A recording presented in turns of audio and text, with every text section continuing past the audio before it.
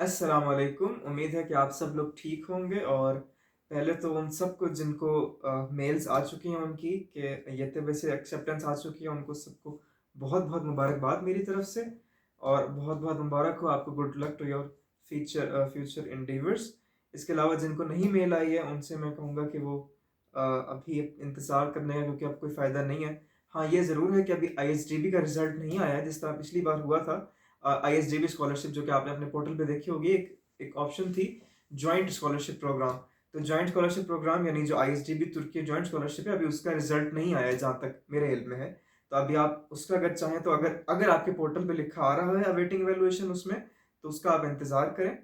बाकी अगर उस पर नहीं है ऐसा तो फिर आई एम सो सॉरी, और अल्लाह ताला आपकी मदद फरमाए। इट्स नॉट द एंड, इसके अलावा बहुत सी ऑप्शंस हैं और अभी आगे बहुत सी ऑप्शंस पड़ी हैं ज़िंदगी में। अच्छा, तो जिन लोगों को मेल्स आ चुकी हैं उनको मुबारकबाद के साथ यहाँ पे मेरे पास कुछ क्वेश्चंस आए हुए हैं मेरे कुछ जूनियर्स के, जो कि वो पूछना चाह रहे थे कि वो इस बारे में मैं वीडियो बनाऊं। तो इसमें अब सबसे पहले, अब आपके चूंकि प्रोसेस हो चुका है, अब आपने अगले, क्योंकि 1 महीने बाद आप तुर्की आ जाएंगे, उससे पहले आपने सारा अपना प्रोसीजर करना है। वीज़ा प्रोसीजर, सारे आपकी डॉक्यूमेंटेशन, अटेस्टेशन, ट्रांसलेशन, ये सारा कुछ आपने पाकिस्तान से करके आना है। तो अब अंडर ग्रेजुएट का चूंकि मेरा अपना भी एक्सपीरियंस है, तो मैं आपसे वो ज़्यादा बेहतर तरीके से शेयर कर सकता हूँ। इसके अलावा मास्टर्स और पीएचडी का भी कुछ इसी तरह से है। अब सबसे पहले जो आपके पोर्टल पे आया है आपके पास स्कॉलरशिप एग्रीमेंट्स वगैरह, आपने सबसे पहले अपना स्कॉलरशिप एग्रीमेंट उसको प्रिंट आउट करवाना है और जाके उसको यानी अपने मेडिकल सर्टिफिकेट जब आप बनवा लें तो उस सब के बाद, यानी अब इस पे कुछ बच्चों ने सवाल किया कि मेडिकल सर्टिफिकेट कहाँ से बनवाना है, किस हॉस्पिटल से बनवाना है।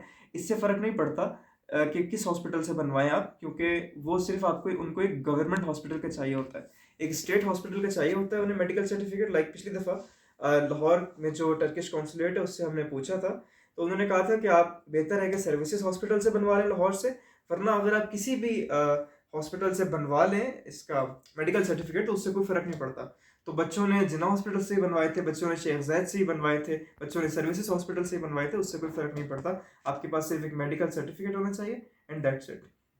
इसके अलावा आपने स्कॉलरशिप एग्रीमेंट प्रिंट आउट करवाना है, उस पे जाके उस पे सिग्नेचर करने हैं और सारा कुछ लिखना है, जो कुछ उस पे जगह है जहाँ पे लाहौर कॉन्सुलेट या एम्बेसी वाले आपको कहें, आपने वहाँ लेकर जाना है। वहाँ पे जो उनके रिप्रेजेंटेटिव होंगे, जो टर्किश डिप्लोमेटिक मिशन के रिप्रेजेंटेटिव होंगे, उनसे आपने उसको सिग्नेचर करवाने, उसको अटेस्ट करवाना है। इसके बाद जो अंडर ग्रेड वालों ने सवाल किया डॉक्यूमेंट्स की ट्रांसलेशन का, डॉक्यूमेंट्स की ट्रांसलेशन आप इस तरह नहीं, इसका ऐसा सिस्टम है कि ऐसे नहीं हो सकता कि आप किसी भी प्राइवेट से या इधर उधर से करवा के जाएं और वो अम्बेसी आपको अटैच करके दे दे। अम्बेसी ये लाहौर में जो कॉन्सुलेट्स हैं इनकी, या कराची में जो इनकी टर्किश कॉन्सुलेट है, वो इस तरह अटैच नहीं करती आपकी ट्रांसलेशंस को। आपको एक यमनली तर्जमान यानी एक स्वर्ण ट्रांसलेटर से करवाना पड़ता है। तो इसके लिए इस्लामाबाद में, आई डोंट नो कि अम्बेसी उनकी सब ऑप्शंस दे रही है, लेकिन इस्लामाबाद में वैसे अच्छी ऑप्शन जो है नमल यूनिवर्सिटी है। नमल यूनिवर्सिटी से आप करवा सकते हैं, जहाँ से अक्सर बच्चे करवाते हैं, और फिर जाके एम्बेसी से अटेस्टेशन करवा सकते हैं, या जिस तरह मैंने करवाया था, या जिस तरह और बहुत से लाहौर में रहने वाले या उसके मुज़फ़्फ़रात में रहने वाले बच्चों ने करवाया था, कि जाकर लाहौर कॉन्सुलेट में, उनके पास अपने ट्रांसलेटर होते हैं, टर्किश कॉन्सुलेट लाहौर, उनके पास अपने ट्रांसलेटर्स होते हैं, आप उनसे अपने डॉक्यूमेंट्स ट्रांसलेट करवा सकते हैं। और उन्हीं के जो ट्रांसलेटेड डॉक्यूमेंट्स होते हैं, यानी उन्हीं के जो ट्रांसलेटर्स ने ट्रांसलेट किया वो सिर्फ उन पे अटेस्टेशन करके देते हैं आपको, उस पर वो मोहर लगाते हैं।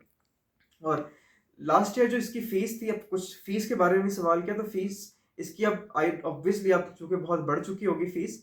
लास्ट टाइम जो अटेस्टेशन फीस थी सिर्फ पिछले साल, वो लाहौर कॉन्सुलेट की, वो एक पेज की 1650 रुपीज़ थी, यानी 1650 रुपये फीस सफ़ा पर पेज थी, 1650 रुपये उसकी फीस। तो आप ऑब्वियसली इसको आप 2500 तक की अब बढ़ चुकी होगी, क्योंकि वो जो एम्बेसी रेट होता है वो डॉलर के हिसाब से होता है, और डॉलर अभी यहाँ पे लीरा भी बहुत ज़्यादा डिवैल्यू हो चुका है, पाकिस्तान की भी करेंसी बहुत ज़्यादा डिवैल्यू हो चुकी है, तो इसके ऊपर बहुत बड़ा इफेक्ट पड़ा होगा।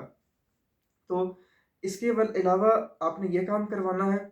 और जहाँ तक इसका ताल्लुक है बाकी सारी चीज़ों का, हाँ, अंडर ग्रेड्स के लिए मैंने अपनी पिछली वीडियो में बताया था कि उनको इक्विवेलेंट सर्टिफिकेट चाहिए होता है, लेकिन अगर आपने एफएससी किया, अगर आपने लाइक ए लेवल्स या ओ लेवल्स, आपका ये बैकग्राउंड नहीं है, अगर आपका सिंपल मैट्रिक और एफएससी है, तो आपको अपनी इक्विवेलेंस यहाँ आके तुर्की आके करवानी है इनकी मिनिस्ट्री ऑफ एजुकेशन से। उसके लिए आपको 4 डॉक्यूमेंट्स की ज़रूरत होती है। उसमें से एक डॉक्यूमेंट आपका मैट्रिक का डिप्लोमा, डिप्लोमा यानी जो मैट्रिक की सनद होती है, मैट्रिक का सर्टिफिकेट। और सेकंड चीज़ ट्रांसक्रिप्ट।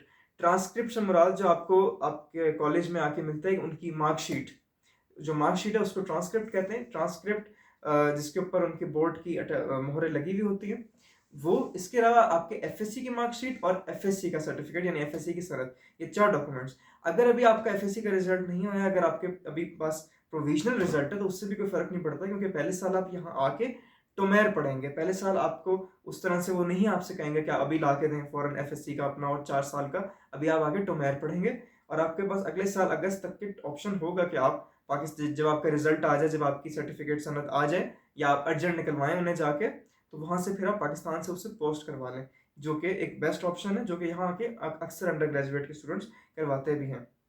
और अटेस्टेशन में इनमें सबसे पहले आपने अटेस्ट करवाना है अपने डॉक्यूमेंट्स को, यानी जो ये 4 डॉक्यूमेंट्स हैं, अंडर ग्रेड वालों के लिए कह रहा हूँ।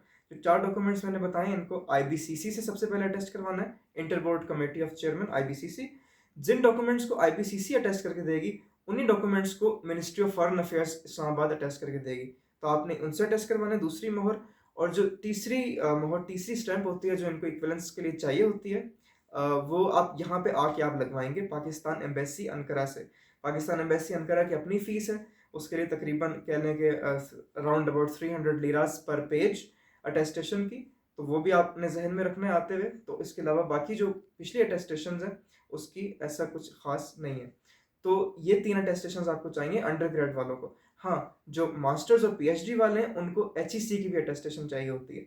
एचईसी यानी हायर एजुकेशन कमीशन से भी उनको अटेस्टेशन चाहिए होती है। उसके बारे में भी इंशाल्लाह हम आपको एक डिटेल वीडियो बनाकर देंगे। तो ये चंद क्वेश्चंस थे जो कि आए थे अभी फ्रेश हमारे फ्रेशर्स की तरफ से, जो कि जिनको माशाल्लाह से मेल्स आई हैं। तो मेरे ख्याल से आज के लिए इतना काफ़ी है। तो इंशाल्लाह आपसे मिलते हैं अपनी अगली वीडियो में। तब तक के लिए अपना ख्याल रखिएगा। अल्लाह हाफिज़।